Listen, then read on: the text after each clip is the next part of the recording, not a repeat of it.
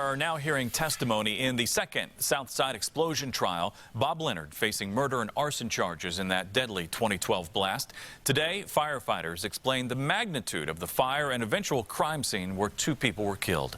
Call 6 Investigates Rafael Sanchez is leading our coverage from Fort Wayne. Rafael. Yeah, as we speak, homeowners are upstairs on the 3rd floor of this courthouse giving evidence to the jury. Today, the jury heard opening statements. They were given a roadmap of what's to come over the next 6 weeks.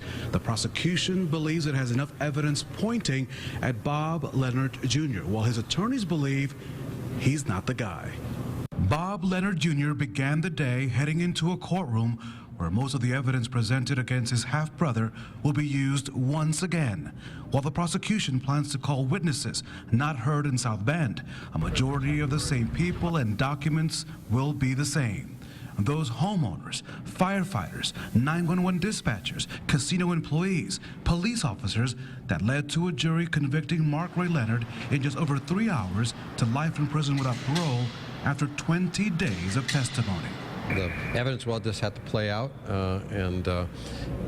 again, there's absolutely no slam dunk in putting together a trial of 6 weeks, 150 witnesses, thousands of exhibits.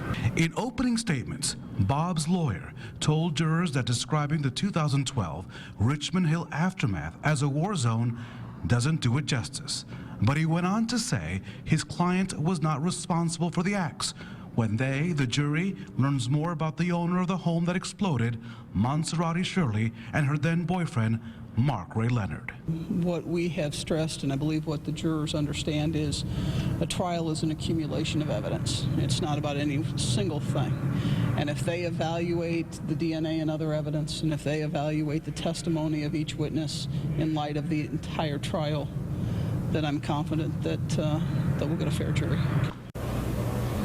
The families of Dion and Jennifer Longworth are here in the courthouse. Really an emotional time for them. Tomorrow would have been Jennifer Longworth's 40th birthday.